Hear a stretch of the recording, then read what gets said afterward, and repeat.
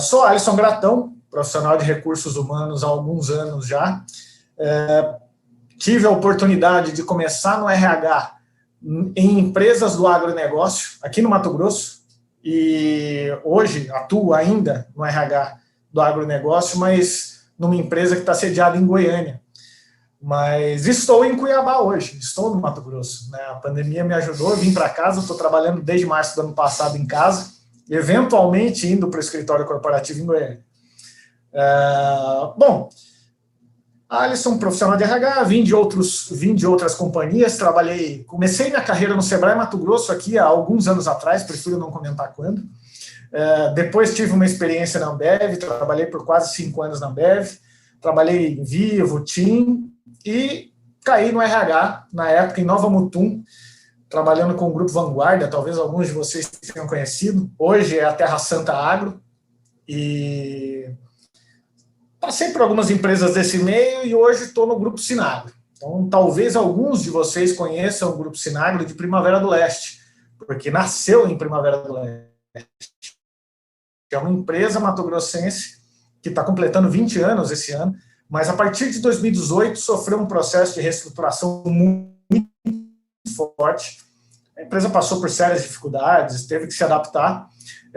Uma multinacional chamada UPL, de capital indiano, comprou boa parte da empresa, depois um fundo comprou uma outra parte, e em 2018 uma nova diretoria assumiu, e eu tive a oportunidade de ser convidado para participar desse projeto de transformação.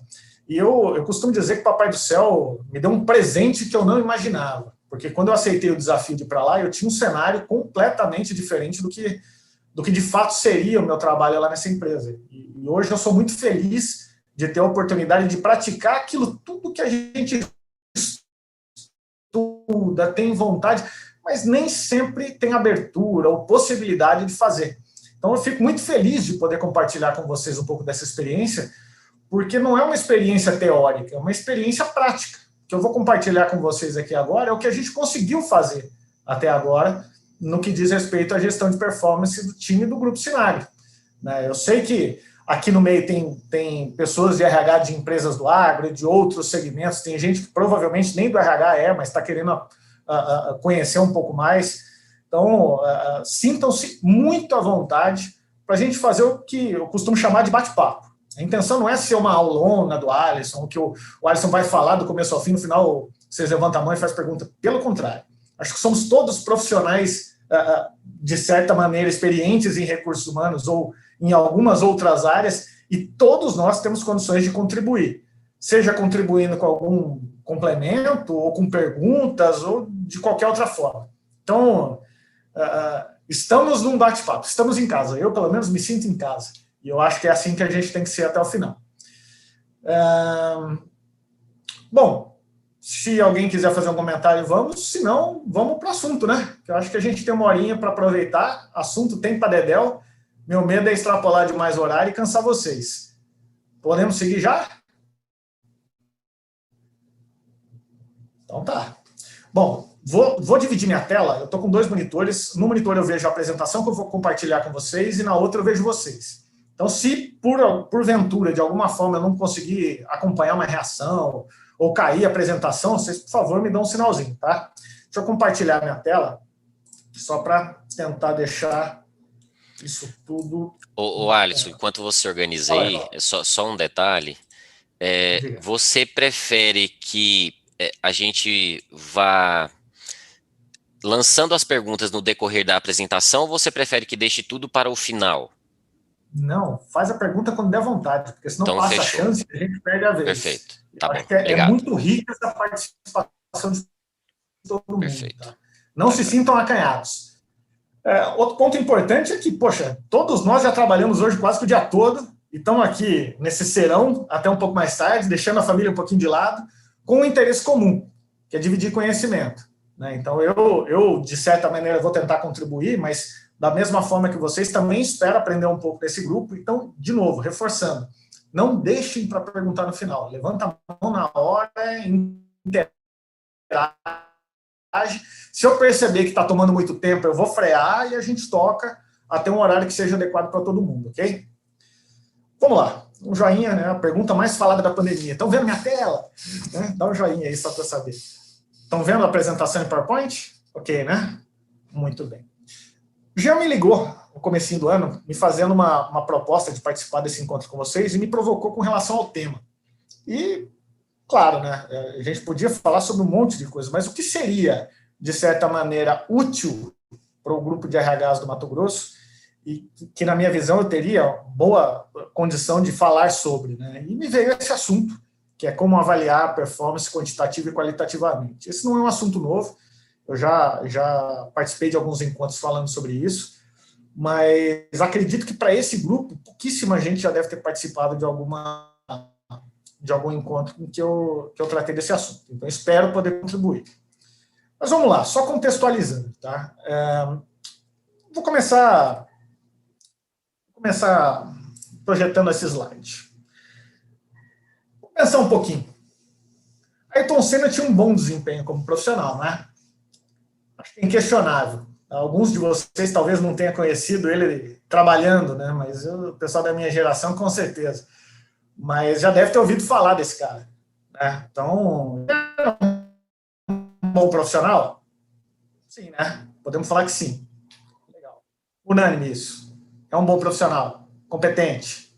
Ok. Muito bem. E esse cara? É um bom profissional? Competente? A reação das pessoas é incrível, né? Quando a gente mostra a foto do Rubinho, algumas pessoas dão uma risada.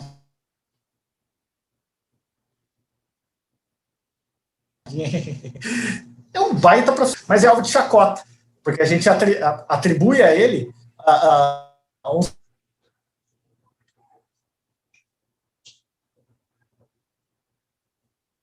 sentido de perdedor ou de segundo colocado, e o piloto que correu por mais tempo, né, na história da Fórmula 1. Então, com diversas competências.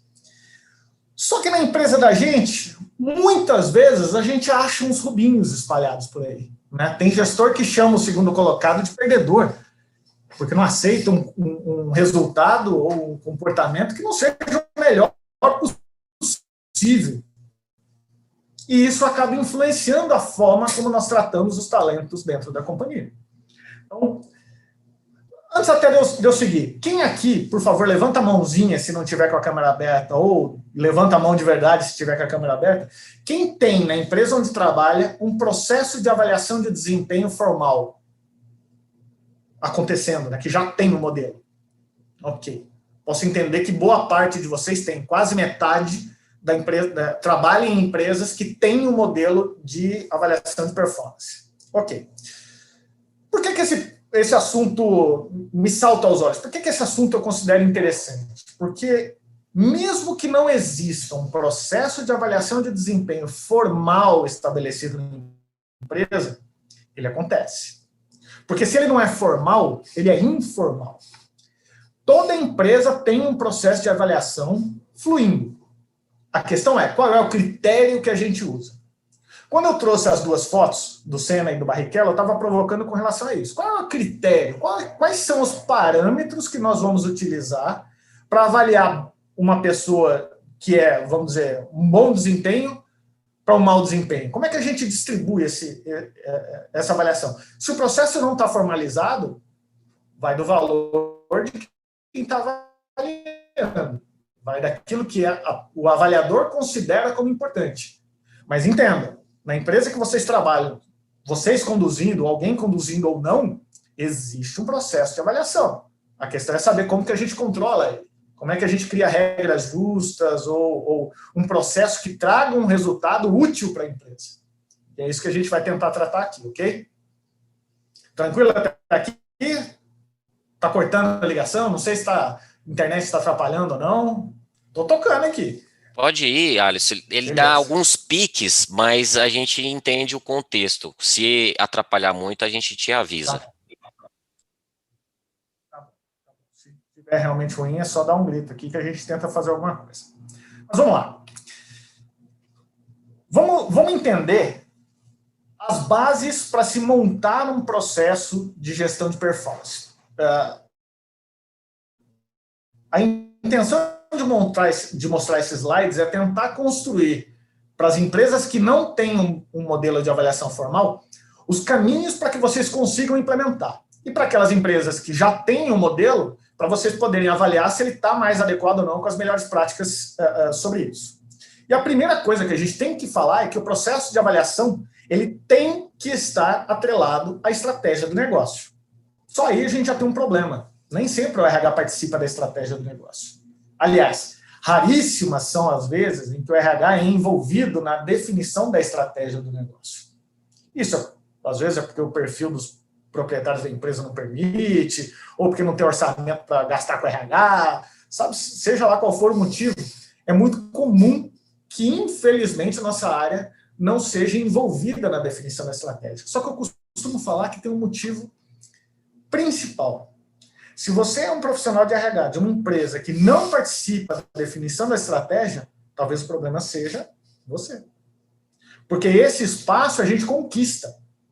Esse espaço a gente vai, através das contribuições que faz para o negócio, conquistar. Por que o RH tem que participar da reunião da definição lá do plano de 5 anos de crescimento da empresa? Para que eu vou dar uma cadeira para o meu RH se o RH só fica lá, sei lá, fazendo o quê? Abraçando árvore ou fechando folha? Não, o RH não tem que participar só disso, ele tem que participar ativamente do negócio. E quando o RH não participa do negócio, ele não consegue contribuir com a definição da estratégia, porque a estratégia fala de negócio. É como as pessoas conversam com o futuro desejado da companhia. Então, qual que é a grande sacada? O RH, para avaliar, tem que conversar com a estratégia. E só participa da negociação da estratégia quando conhece o negócio. E quando que o RH conhece o negócio? Quando ele entende do que a empresa vende ou presta de serviço, quando ela sabe falar tecnicamente com o cara da ponta. Vou dar meu exemplo. Somos uma empresa que vende insumo agrícola. Eu dificilmente vou conseguir sentar na mesa e discutir se o produto A ou o produto B é melhor que o outro. Não vou chegar nesse nível. Mas eu entendo como forma preço, eu entendo como que apresenta resultado, eu entendo como contrata um bom vendedor, eu participo dessas decisões. Da mesma forma, o RH tem que fazer.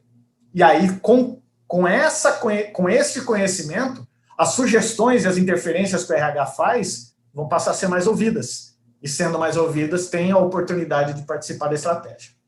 Ok?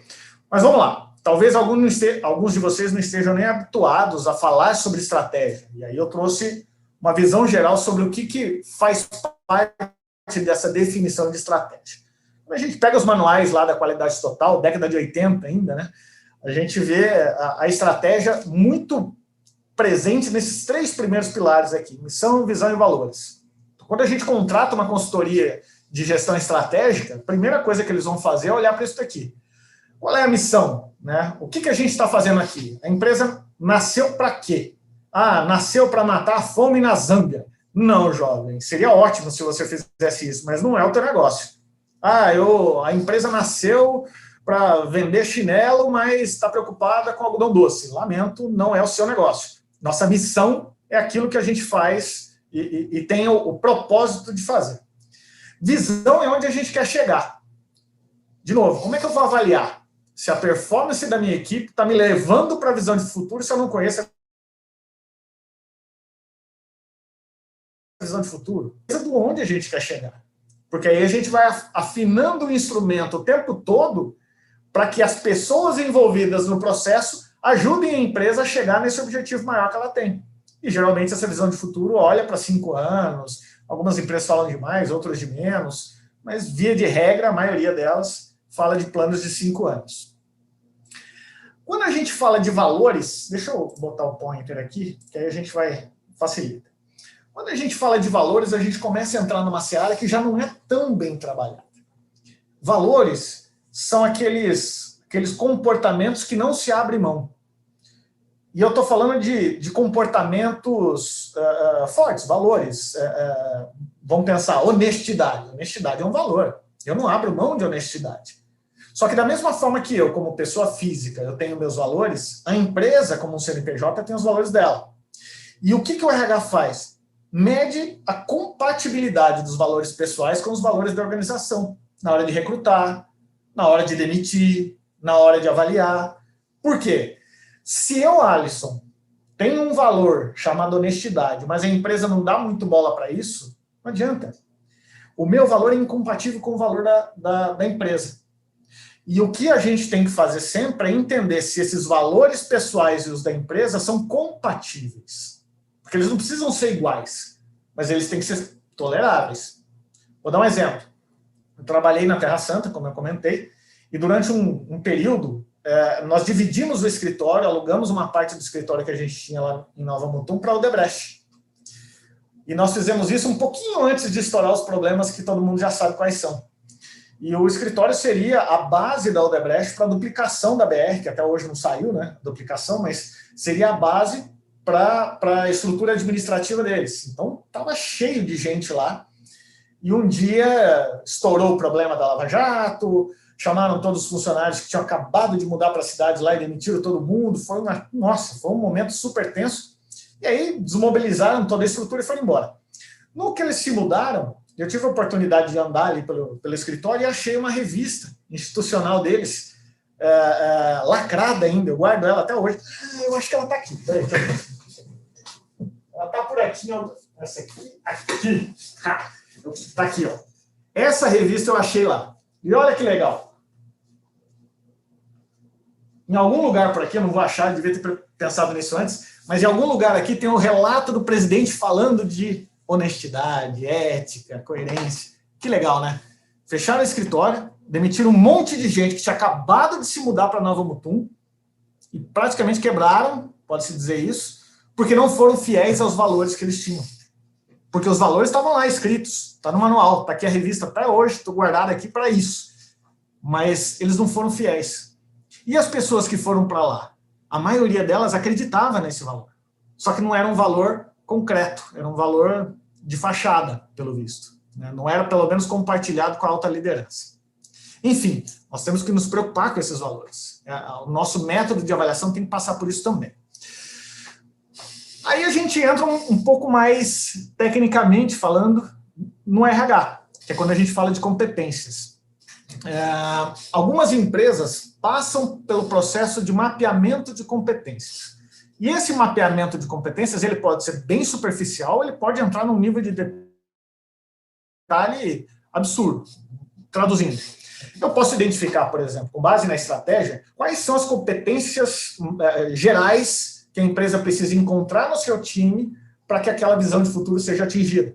E aí a gente trata lá de, sei lá, meia dúzia, 10, 15 competências que a empresa como um todo precisa ter para alcançar seus objetivos. E quando a gente fala dessas competências da empresa, a gente pensa que, óbvio, né, a soma das competências das pessoas deveria mostrar para a empresa aquela competência. A empresa não tem competência em si, ela tem o produto da competência individual de cada um.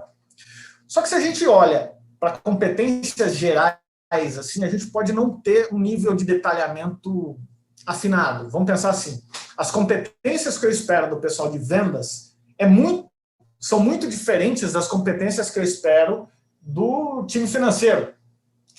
As competências que eu espero da diretoria são muito diferentes que eu espero da operação. A operação tem competências diferentes também. Então, o ideal é que a gente conheça, sim, as competências da empresa como um todo, porque isso pode se tornar uma vantagem competitiva. Mas é importante também conhecer as competências esperadas de cada um. O Alisson não pode ser cobrado da mesma forma que o Jean, que o Leandro, que todos vocês. Seria ótimo. Mas é tão complexo e tão arriscado tentar afinar esse instrumento até o último nível de detalhe que às vezes é melhor ficar com algo um pouco mais generalista. Minha recomendação, se não tem nada, faz primeiro no generalista. Depois você vai tomando corpo, você vai dividindo por nível de estrutura, ou por área de negócio, ou por tipo de equipe. Mas primeiro consolida um método de avaliação que olhe para competências que façam sentido com a estratégia do negócio. Ok? E não menos importante, além de competências, a gente tem que olhar para as metas e objetivos de curto prazo. O Alisson, só antes de você continuar, é uma pergunta que já é minha mesmo, porque eu pedi para o pessoal escrever, mas é a minha. E aí, ou é uma pergunta ou é uma explicação. Quando a empresa como que você está falando para fazer com que as competências estejam atreladas a essa visão do negócio. Mas quando o próprio corpo diretivo da empresa não sabe quais são as competências, sabe? Não sei se é uma pergunta ou... E aí, o RH entra... Mas você entende? Então, quando é um grupo familiar do agronegócio que o cara, bicho, eu não sei nem o que é isso, eu quero é ganhar dinheiro. Ou um supermercadista, uma empresa de serviço, entende? Quando é porque você falou aí, mas e quando nem a direção tem esse norte aí da competência? podemos dizer que isso é muito comum, inclusive, né? Na grande maioria das empresas, até médio porte, os donos ou a alta liderança não tem noção de quais são as competências. E aí entra um trabalho importante. O RH consegue convencê-los a delegar esse trabalho de mapeamento para os especialistas? Nós somos os especialistas da jogada. A gente está preparado para fazer esse mapeamento de competências? Entendeu? Primeiro ponto, a gente tem que estar preparado. Porque se eu desafiar a alta liderança, eles falaram, ok, vai, fala para mim quais são. Eu tenho que estar preparado para responder, para não passar vergonha. Agora, estou preparado, busco espaço, não consegui, porque ninguém dá valor para esse tipo de coisa, aí minha sugestão é não gastar energia. Eu lamento, posso falar para vocês que não vai adiantar muita coisa. Se a alta gestão não está comprometida com o desenvolvimento das pessoas, é esforço vazio, vocês vão gastar energia à toa. E é capaz de sair mal na foto ainda. Então, não tem segredo, não tem como a gente empurrar de baixo para cima um negócio que tem que vir de cima para baixo.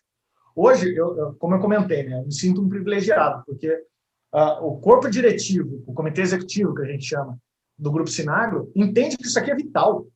Eu sou extremamente cobrado para entregar um bom mapeamento de competências, para entregar um bom processo de avaliação de desempenho, para que os feedbacks aconteçam da melhor forma, porque é um pilar da companhia. A companhia não chega em lugar nenhum se as pessoas não estiverem sendo desenvolvidas, entregando bons resultados, entendendo o contexto onde elas estão. Mas, cara, é raro isso. Eu sei que a grande maioria das empresas acha que isso é perda de tempo. Lamento. Só isso que eu posso falar. Enfim. Né? Vamos seguir. Tem esse ingrediente que fala demais com esse que você está comentando. Existe um negócio chamado cultura organizacional. E esse ingrediente a mais, ele permeia pela organização inteira e não dá para ser ignorado. Vamos falar um pouquinho sobre isso. Se a gente pegar a teoria de cultura organizacional, a gente vai encontrar basicamente duas metáforas para explicar o que é cultura organizacional. A da cebola e do iceberg. Né? Vamos fingir que isso aqui é uma cebola, tem camadas. Sim. E nesse caso aqui, o iceberg. A cultura organizacional ela tem basicamente três partes. A parte visível, que é aquela parte escrita, falada, formalmente apresentada para as pessoas através do manual, através da estratégia que fica no quadro da empresa, através da missão, visão e valor. Isso tudo faz parte dessa parte visível da cultura. Agora, tem uma outra parte que não é visível, que é das interpretações das pessoas. Como é que eu, colaborador da empresa, percebo o comportamento de outras pessoas? Como é que eu percebo o comportamento da liderança? Como é que eu interpreto as ações das pessoas que estão ao meu redor? E isso também faz parte importante da cultura, porque a gente não acredita naquilo que as pessoas dizem, a gente acredita naquilo que a gente interpreta do que é dito, feito, ouvido, etc. Agora, tem um terceiro fator, que é o mais difícil de controlar, absurdamente mais difícil de controlar, que são os valores individuais, que são as crenças, que é aquilo que nós acreditamos. Aquilo que a gente acredita é muito difícil de mudar, porque tem raiz profunda. E usando a metáfora do iceberg, a gente pega aquela parte formal, está para cima da água, essa parte das interpretações fica submersa, e esses valores são as correntes que levam esse iceberg para um lado ou para o outro. Alguns de nós já passou por processos de fusão. Quando a empresa passa por um processo de fusão, você tem um choque de cultura violentíssimo. Por quê? Você tem uma empresa que tem uma cultura. Aí uma outra empresa com uma cultura diferente, vai chocar. Qual cultura vence? A mais forte. De onde vem a força? No formulário? No processo desenhado? No discurso do presidente? Não. Vem na direção da maré. No que as pessoas acreditam. Se esse grupo entrante tiver crenças mais fortes e energia suficiente para mover o iceberg para o outro lado, vai mudar de direção. Então, todo esse contexto do que a gente está falando, de a diretoria compra ou não a ideia, dos caras estão preparados ou não estão, se o agronegócio está bem desenvolvido ou não, é questão cultural. E não adianta nada ter o processo de planejamento estratégico muito bem desenvolvido se ele não conversa com os valores. Exemplo do Odebrecht que eu passei agora há pouco. Né? A prática é uma, a interpretação das pessoas é outra, e os valores que cada um traz levam esse negócio mais para lá ou mais para cá. E essa cultura é fundamental no processo de avaliação de performance. Será que a cultura que nós temos dentro da empresa hoje, ela é positiva ou negativa para o resultado? Porque é outra coisa. Cultura você tem. Lamento. Você controla ou não? Mas você tem. Qualquer repartição pública, boteco de esquina, padaria ou mega empresa tem uma cultura. E mais, às vezes a empresa, quando é muito grande, ela tem várias culturas. Porque ela tem a cultura idealizada pela matriz, aí cada loja tem sua subcultura, e às vezes dentro daquele espaço menor ainda tem nichos, né? O pessoal do financeiro vive em guerra com o comercial. Isso quase nunca acontece, né? Mas tem culturas diversas. Será que a gente tem condições de influenciar positivamente a cultura do negócio para levar a empresa no caminho que tem que seguir? Nosso papel é de ajudar nessa condução, é mais de influenciar o caminho que está sendo direcionado. A gente pode ter dois caminhos. A gente espera cair do céu, né? Quando a alta gestão impõe isso de cima para baixo, ou a gente começa a soprar esse iceberg. Ah, mas é um soprinho, não vai levar ele para lugar nenhum. Sopra, filho. Porque se o outro do lado vê soprando e gostar, ele te ajuda a soprar. Aí depois mais 2, depois mais 4, depois mais 8, e quem sabe esse iceberg segue por um caminho adequado. A questão é saber para onde a gente quer que ele vá. Isso quem define é a estratégia. E depois, como que a gente consegue influenciar esse grande bloco de gelo no caminho que a gente precisa seguir. Então, tudo isso faz parte de um grande contexto. O processo de avaliação segue nesse caminho. Eu vou tentar dar uma acelerada, porque a gente gosta de conversar e pode ser que eu não consiga apresentar tudo, tá? Mas vamos lá. Então, em resumo, um bom desempenho ajuda a empresa a cumprir a sua missão. Colabora com o alcance da visão de futuro. Ou seja, faz o que tem que fazer, chega onde quer chegar. Respeita os valores, não passa por cima de nenhum. Utilizando da melhor maneira as entregas individuais. Cumpre os objetivos acordados e fortalece a cultura. Um bom processo de gestão de performance ajuda nisso. É aqui que tem que estar o foco. O desenho técnico é nosso, mas a entrega que se espera de um bom programa é essa. É isso.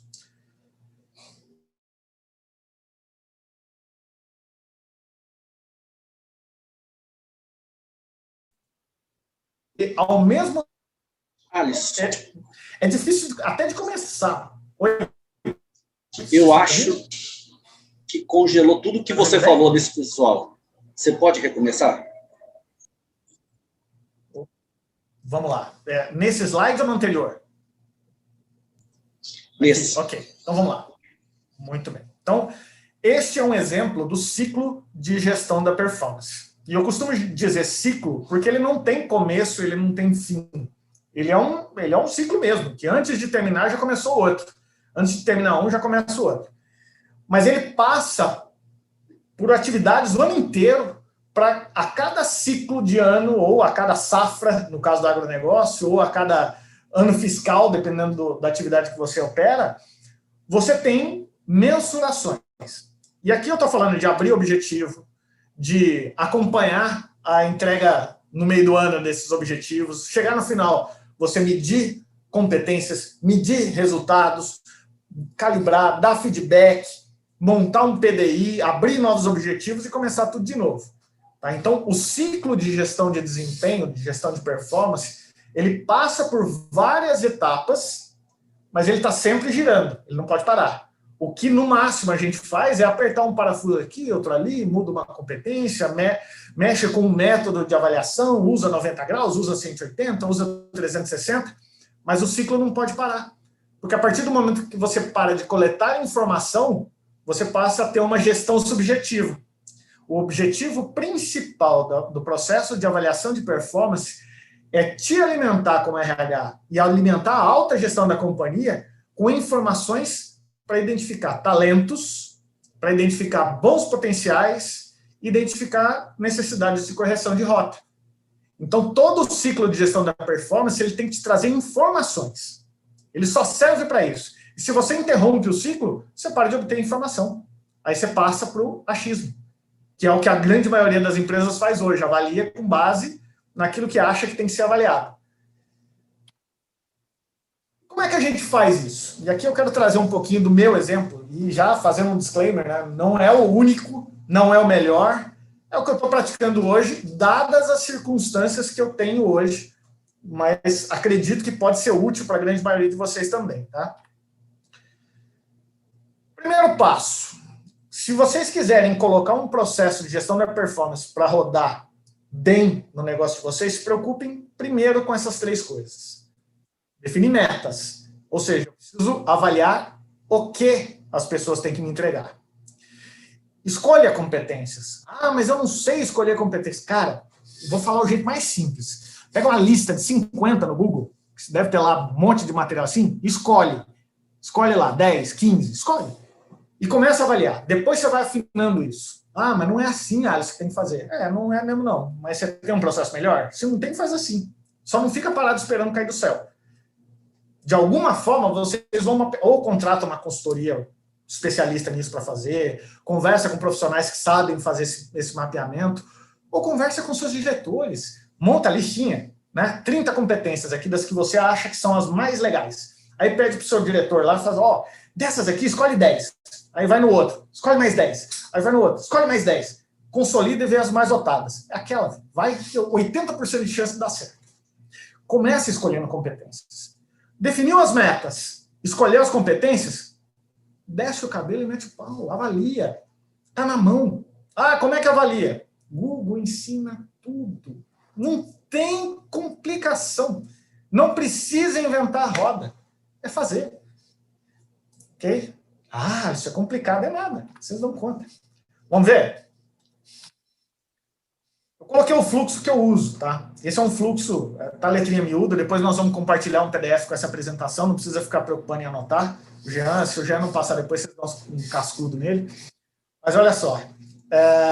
Primeiro, como é que a gente começa?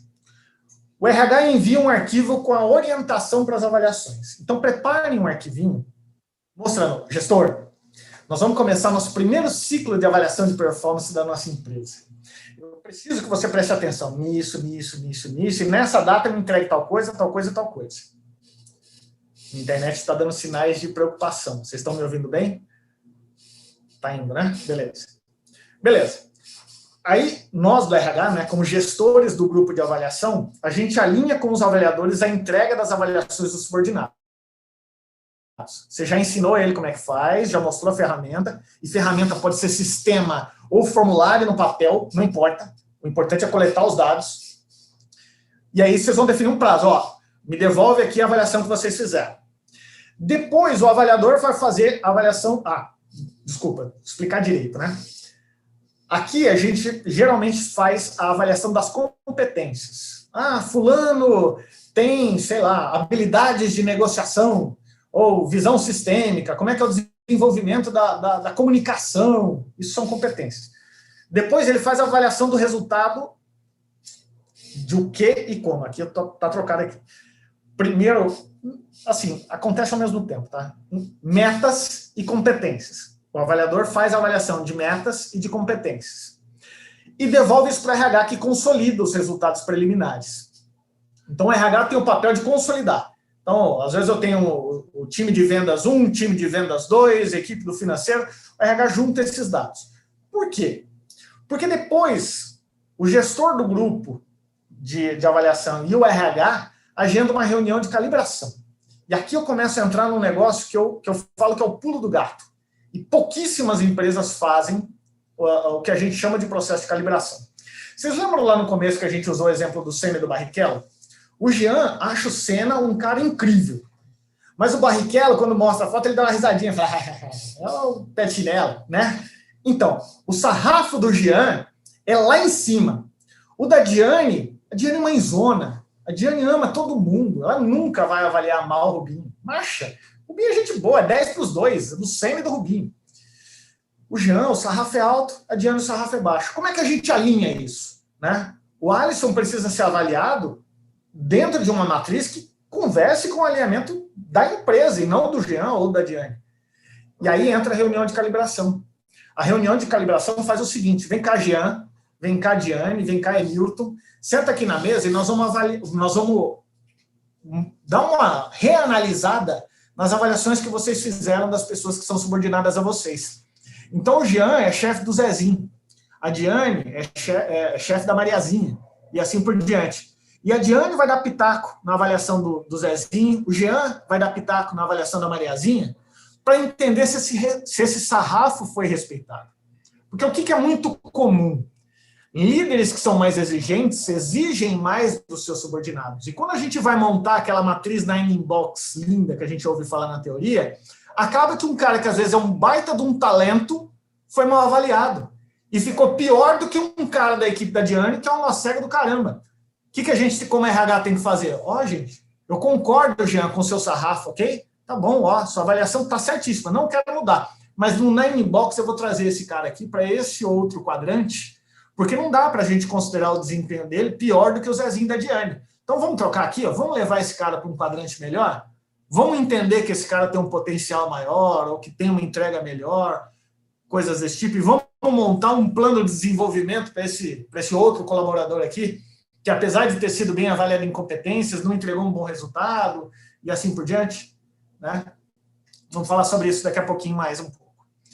Depois dessa calibração, o RH consolida de novo esses resultados, devolve para os gestores os resultados já calibrados para que eles façam os feedbacks e os PDIs.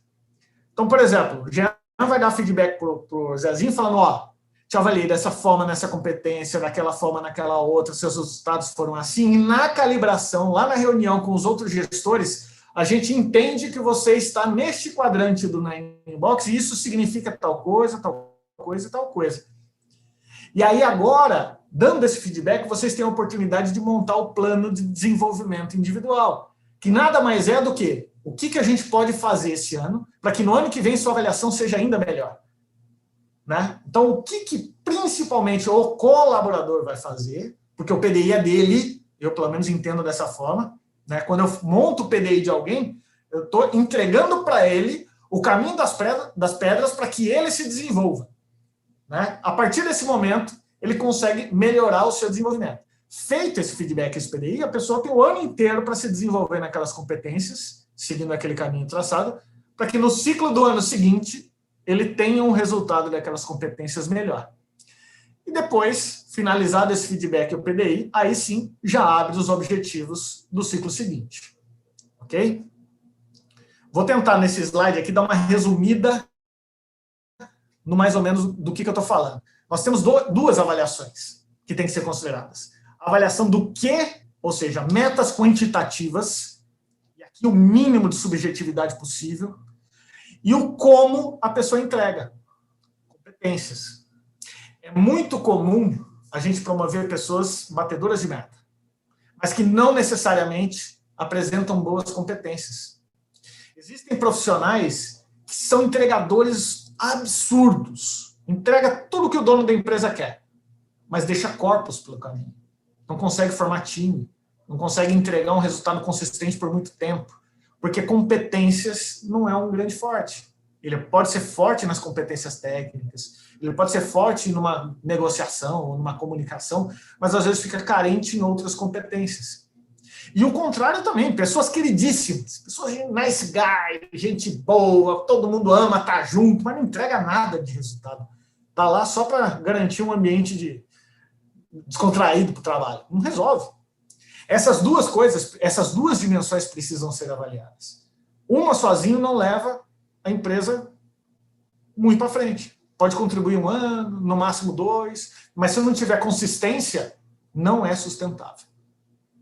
Tranquilo até aqui? Beleza? Vou seguindo. E aí, vou trazer um pouco mais de techniquez. Vamos entrar um pouquinho mais fundo nesse negócio agora. Avaliei o que tem que ser avaliado, metas quantitativas. Avaliei o como a pessoa entrega, competências. A gente monta a famosa Nine Box. Eu não trouxe detalhes de uma Nine Box, tem várias na internet para vocês pesquisarem depois, mas eu já vi montar Nine Box de várias formas, mas eu gosto de trabalhar assim. Metas num eixo e competências no outro eixo. Existem empresas que trabalham com potencial e competências, outras que trabalham com, sei lá, outros tipos diferentes de eixos. Mas eu prefiro cruzar esses dois porque eles me dão um norte mais adequado para o tratamento. Então, por exemplo, o Alisson é um excelling, é um cara que extrapola em competências, mas não é batedor de meta. O cara, putz, o Alisson não entrega nada. Putz, é um cara, gente boa pra caramba, mas é farofeiro, não entrega nada. Legal. Então, eu vou estar aqui, ó, no eixo de competências, nesse quadrante, e nas metas eu vou estar no menor, eu vou estar nesse quadradinho de cá. O Leandro é o cara. O Leandro, além de ser um cara super competente, ele é um baita batedor de meta. Ele vem para cá. A Diane, ela fica do lado de cá. O Jean fica aqui. E assim por diante. Todos nós, em algum lugar desses quadrantes, vamos estar. Lembrando que isso é uma fotografia do momento, porque eu esse ano bato meta, no ano que vem eu não bato meta. Esse ano eu desenvolvi bem algumas competências, no outro eu dei uma patinada, mudaram as competências que eu sou avaliado, mudaram os pesos, coisas desse tipo. Mas, no geral, a gente divide nos grupos, em 3 grupos as competências, os resultados de competências, e em 3 grupos os resultados de metas quantitativas e encontra as pessoas aqui dentro. Agora, o que significa esse quadro aqui do lado, né? Essa distribuição dos ratings? Eu acredito muito numa distribuição das pessoas, e o Jean foi feliz demais de usar o Jack Welch na abertura, porque num dos livros dele, ele traz a distribuição daqueles talentos. Ele fala que é muito comum você ter na empresa 20% de pessoas que você tem que se livrar. Né? Ele é muito mais agressivo do que eu no livro dele, mas ele fala que são pessoas que estão levando a empresa para baixo. Em contrapartida, você tem 20% das pessoas que são talentos incríveis, que são as pessoas que estão levando a empresa para onde precisa ir. E você tem 60% das pessoas que estão jogando o jogo. São bons jogadores. A empresa precisa deles. 20% atrapalha, 60% joga e 20% faz a diferença. Em resumo, basicamente é isso. Deixa eu ver se está aqui. Ah, tá. Não. Mas essa distribuição dos rates é importante. E aqui eu fiz a distribuição seguindo as cores. Ó.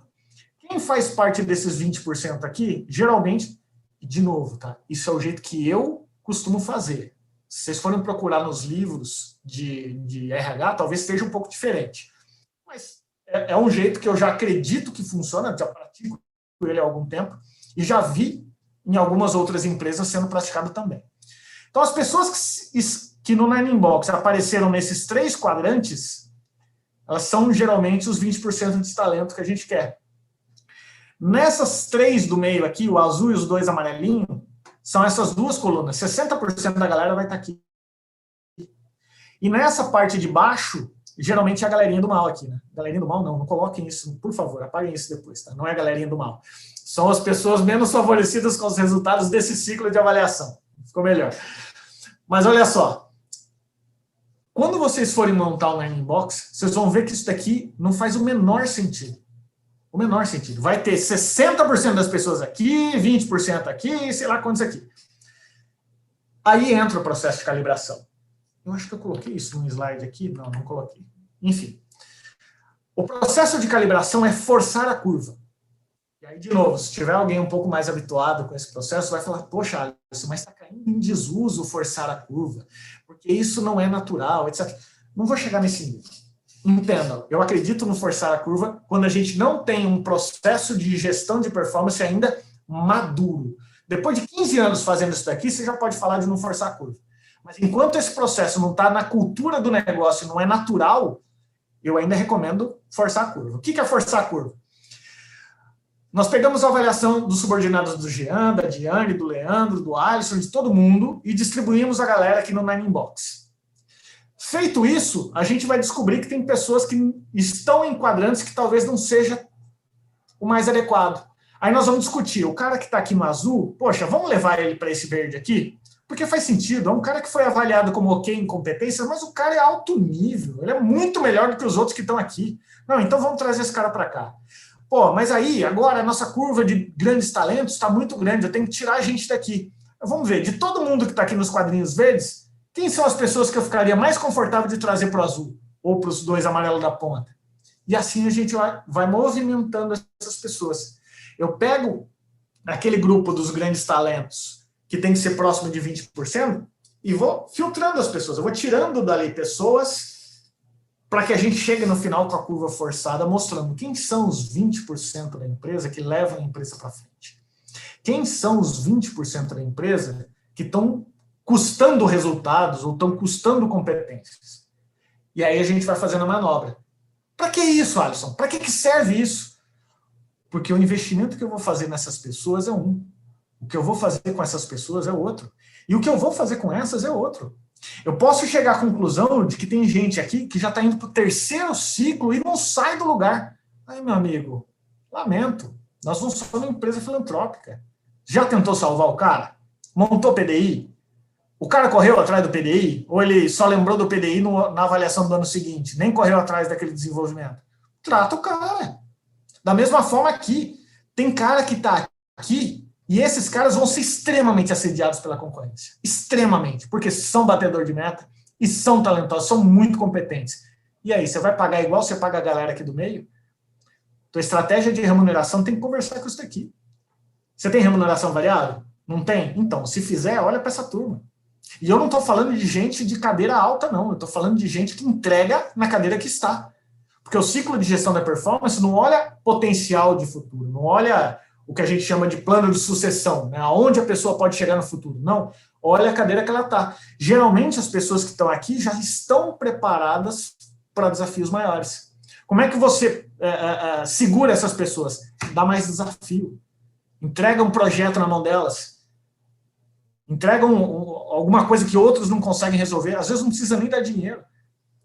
Tem um programa para a empresa quer fazer um plano de desenvolvimento, mandar todo mundo para Disney, fazer um passeio lá. Legal, pega esses caras aqui, não pega a galera que está aqui no meio, não. O jogador tem que ralar para aparecer do lado de cá.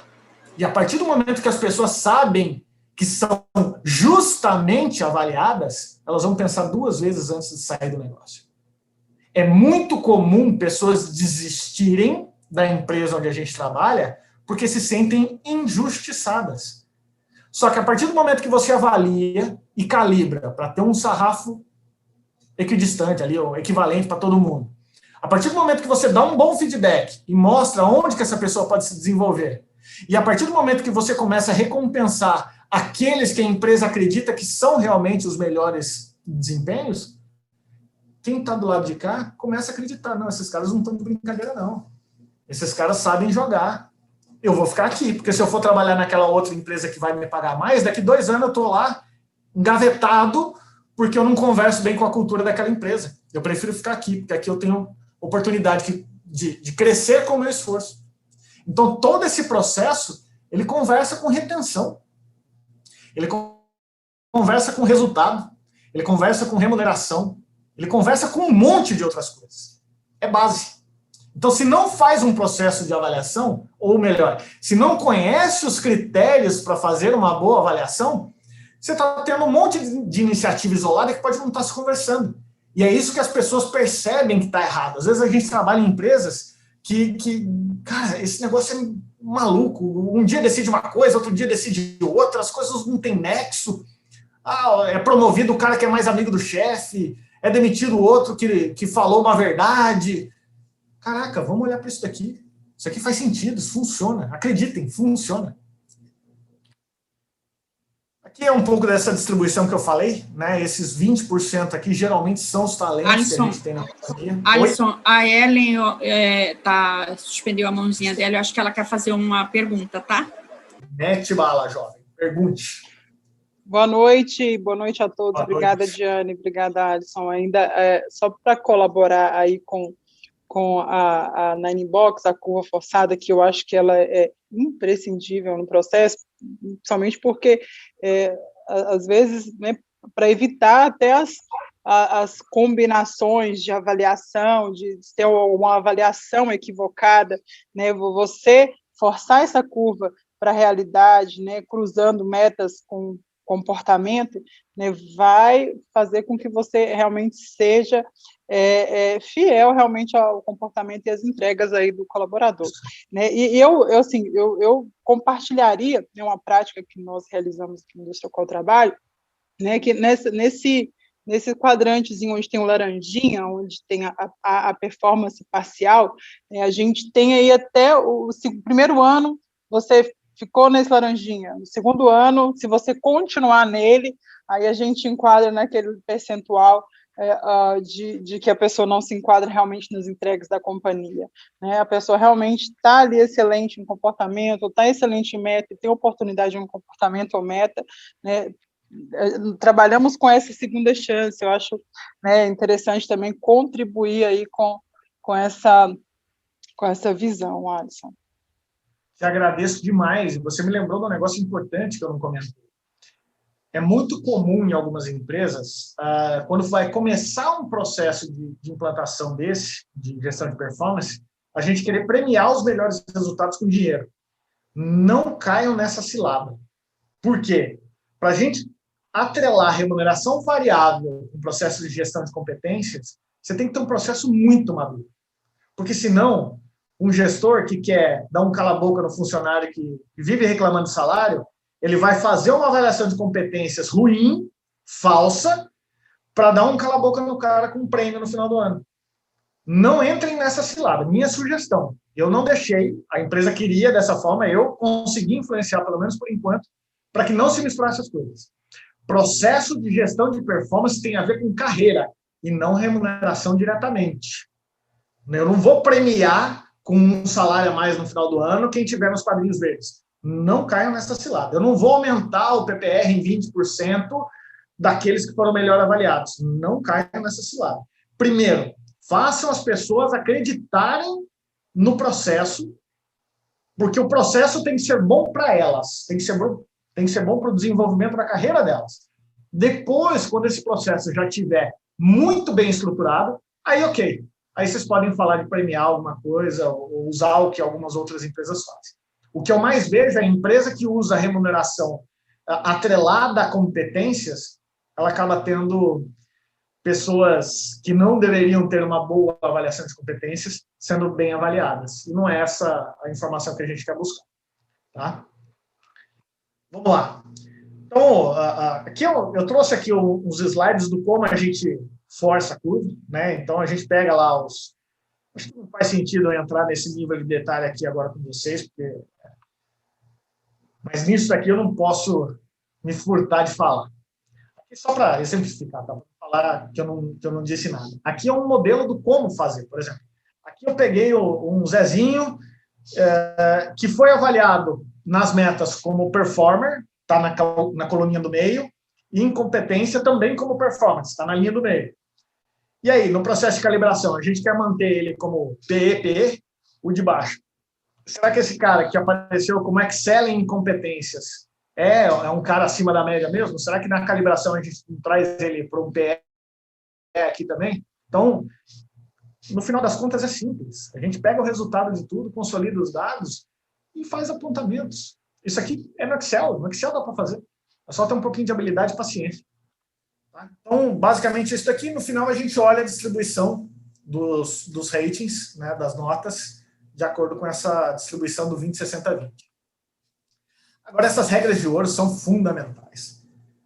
Em qualquer processo de avaliação, não só da calibração, mas no processo de avaliação como um todo, não tem achômetro, tem embasamento. Eu não falo que o cara é bom porque eu acho que ele é bom. Eu explico por quê. Eu consigo explicar. A gente quer nivelar sarrafas diferentes. Então, vamos lá, eu tenho argumentos para colocar na mesa.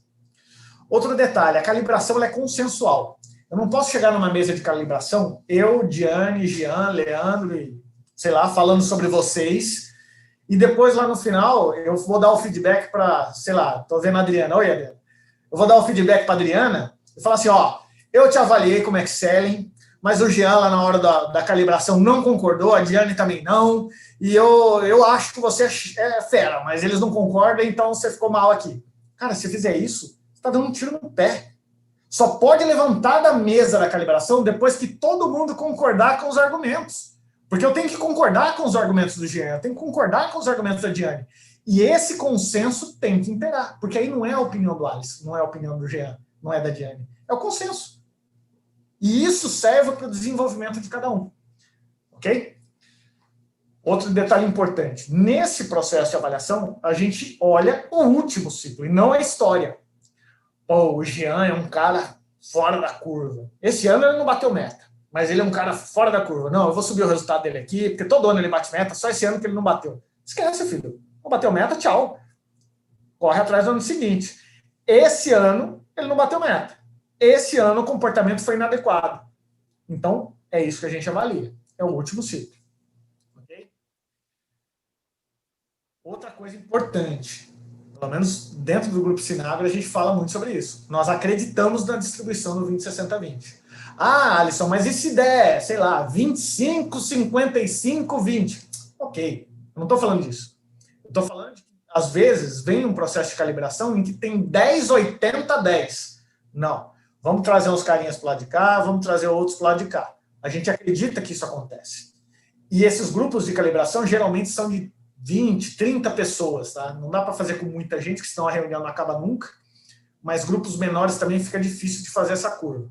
Então, o ideal é que se faça grupos de 15 a 30 pessoas, e nesse grupo você encontra essa distribuição. Pode acreditar, vai funcionar, funciona sempre. O grandfather, quem é o padrinho dessa história? Vamos pensar. Pergunta, Jean, eu vi que sua mão levantou. Não é pergunta, não. Eu quero fazer o papel do advogado do diabo. Então vai.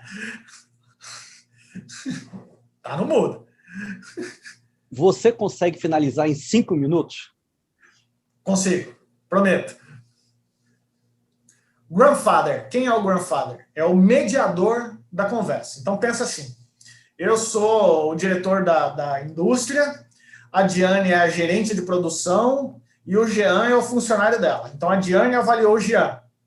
Eu vou para a reunião com a Diane e outros gestores do mesmo nível para falar sobre a avaliação que ela fez do Jean. Eu, como mediador dessa conversa, eu não tenho o papel de dizer o que é certo e errado, mas eu tenho o papel de fazer com que o consenso chegue na mesa. Então, em toda reunião de calibração tem que ter um mediador, que a gente chama de grandfather. Geralmente é o líder dos avaliadores, não dos avaliados, ok? E, no final das contas, receba um presente. Quando você receber, como gestor, uma avaliação sobre uma pessoa do seu time que é muito diferente da que você imaginava, receba isso como um presente, porque às vezes você tem pessoas no seu time que te tratam de uma forma porque você é chefe, mas dão coice em todo mundo que está fora. Então receba esses feedbacks, porque eles são naturais e saudáveis demais. Participe de coração aberto dessas reuniões. Outro detalhe, não negociamos resultado. Resultado de meta não muda. Bateu ou não bateu, é preto ou branco, não tem cinza nessa história. Então, resultado de competências, você pode até dar uma calibrada, de meta não. Esse outro quadro de baixo aqui, eu esqueci de tirar, mas é o que eu uso como calibração do que a gente considera como um PA, um PE e um EX dentro das possibilidades de nota. Isso é muito particular do nosso negócio. Por causa de vocês vão usar esse ajuste da maneira como achar conveniente. E depois, fiz o processo de avaliação. Fizemos, lindo, todo mundo deu feedback, montou PDI, o que vem depois? Toda essa informação que foi coletada no processo de avaliação de performance alimenta duas principais coisas. Mapa de talentos. Quem são as pessoas que estão sendo, vamos dizer, preparadas para um futuro longo da empresa e pode chegar longe? Visão de longuíssimo prazo. E o plano de sucessão. Quem são as pessoas preparadas para o próximo nível? Então, qual que é a diferença? Mapa de talento, olha, quem tem potencial para chegar numa cadeira de diretor, de CEO, de longe, carreira de longo prazo. Plano de sucessão é quem está preparado para sentar na cadeira do Alisson se o Alisson for promovido? Quem está sendo preparado para sentar na minha cadeira no médio prazo? Vai. Plano de sucessão, geralmente a gente olha a cadeira seguinte, né? Vamos dar um exemplo da operação. Vai, um auxiliar de almoxarifado. Auxiliar de almoxarifado, a carreira natural é virar almoxarife, certo? Nós temos uma posição de almoxarife. Esse auxiliar de almoxarifado, ele vai ser preparado para sentar nesse próximo nível. Quanto tempo ele precisa? Ah, não, ele já está pronto. Se surgir a vaga, pode promover. Ou não, vamos dar feijão para ele comer, daqui 1 ano ele vai estar bom. Ou não, daqui 3 anos, ou daqui 5 anos. Mas o plano de sucessão olha para o próximo nível. Mapa de talentos são as pessoas que eu vou fazer investimento de longuíssimo prazo. Cara, eu preciso botar esse cara para fazer um MBA, eu preciso botar ele para visitar a empresa tal, porque ele vai me ajudar na área tal, e um dia pode ocupar o meu lugar aqui na diretoria, que não sei o que, não sei o que. Então, não tem como montar plano de sucessão em mapa de talentos sem conhecer as avaliações de todo o time. Okay? E lembre-se, fundamental, a cultura organizacional é construída com ações. Sua contribuição é fundamental para a construção da cultura da empresa onde você está. Nós fazemos parte da cultura da empresa. E nós influenciamos a cultura da empresa. Ah, mas não me dão espaço naquela diretoria. Você fez tudo o que podia para conseguir esse espaço? Fez, não conseguiu? Pula fora. Vai atrás de outra cultura, porque nessa você não se enquadrou bem. E não está certo e não está errado isso.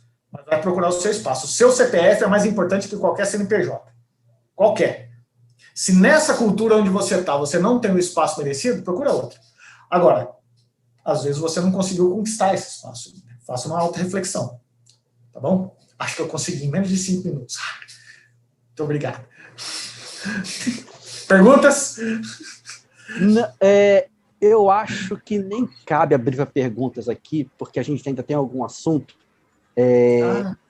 E a gente pode ficar por aqui. Você pode tirar a projeção da tela aí, por gentileza? Agora? Perdão, peraí. Você fez uma referência à Diane, que ela é a mãezona, coração. Na verdade, ela é a que manda em todos nós aqui. Diane, a gente abre para a ou vai adiante na pauta? Porque ainda tem pauta. Esse manda em todos nós.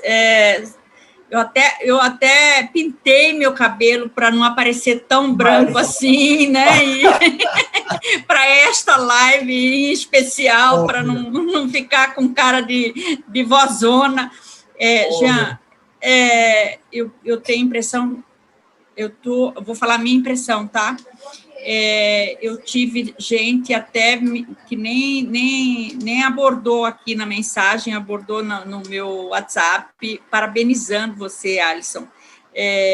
Eu acho assim que a gente teve tanta mensagem aqui no bate-papo, no chat, que eu já li algumas, são realmente validando o que você está falando. Eu não entendi nenhuma pergunta até agora, nisso que eu li. As perguntas que aconteceram, você já respondeu. Eu tenho a impressão que foi tão rico, porque as pessoas que entraram são as pessoas que estão aí até agora, tá? É difícil, muito difícil um assunto começar e terminar com a mesma quantidade de pessoas. Eu quero te parabenizar, tá? Você fez uma belíssima apresentação, teve validade para muita gente que está aqui, tá? Que no seu dia a dia, né? A implementação desse trabalho no seu dia a dia.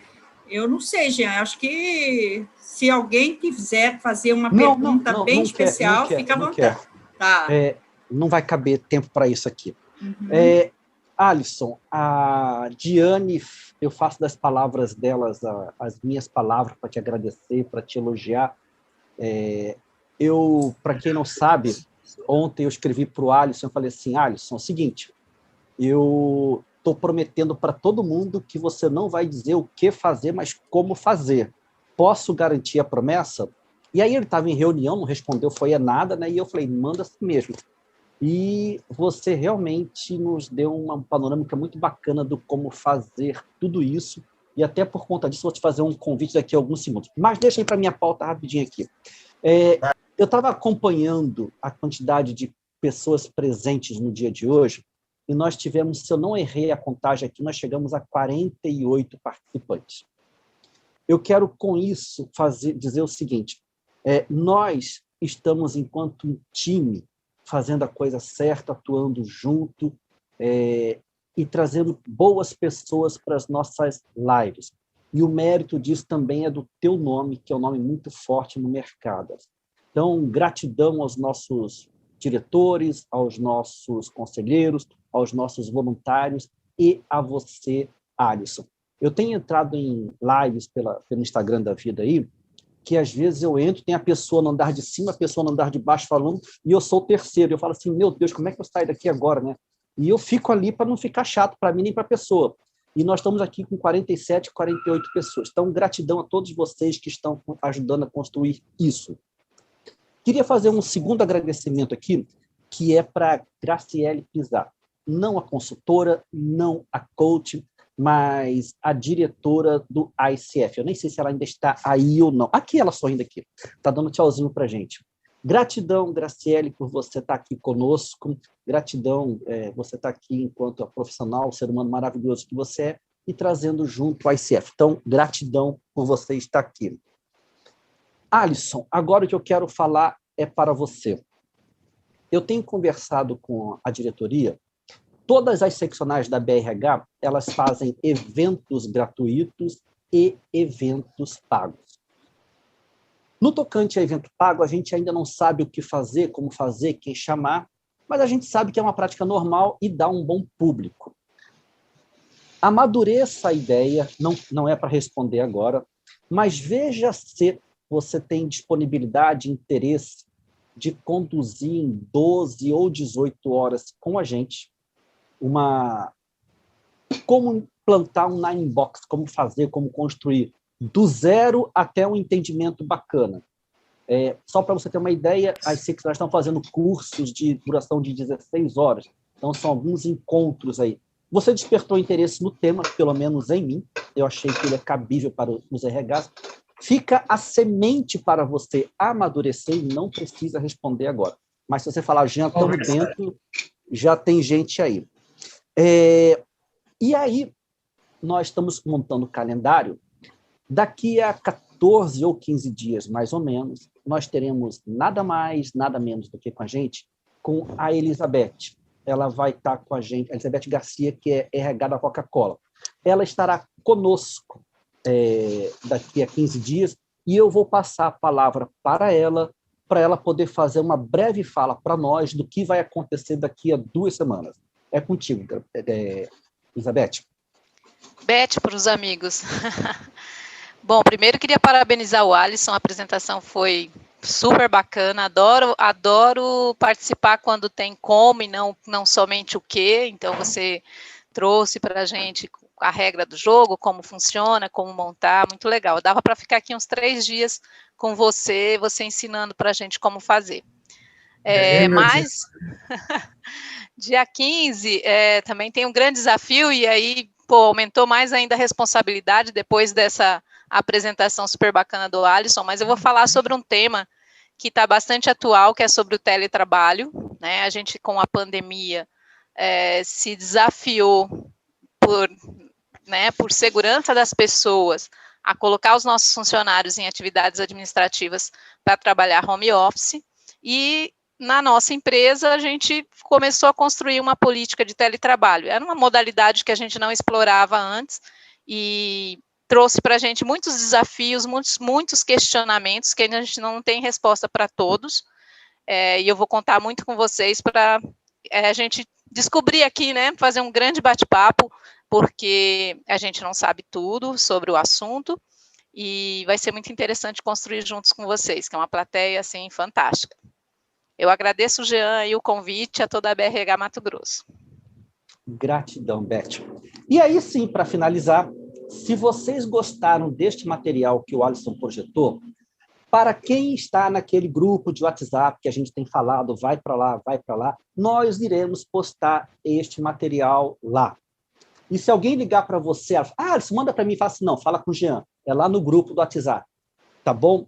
Pessoal, eu não sei se o Leandro ou a Diane quer fazer mais alguma fala, a gente encerra aqui. Tranquilo. Diane, deixa eu falar, pelo menos obrigado, Jean. Tô felizão. Verdade. Felizão. Primeiro que não tem pagamento melhor do que ouvir o que eu ouvi aqui agora, né? Então, brigadão. Mas eu queria só deixar um negócio importante para vocês. Pensem nisso também. O conhecimento, ele só é multiplicado quando ele é dividido. Então, cara, fazer isso aqui para mim é um prazerzaço. Me convidem sempre. Obrigado. Bom saber disso.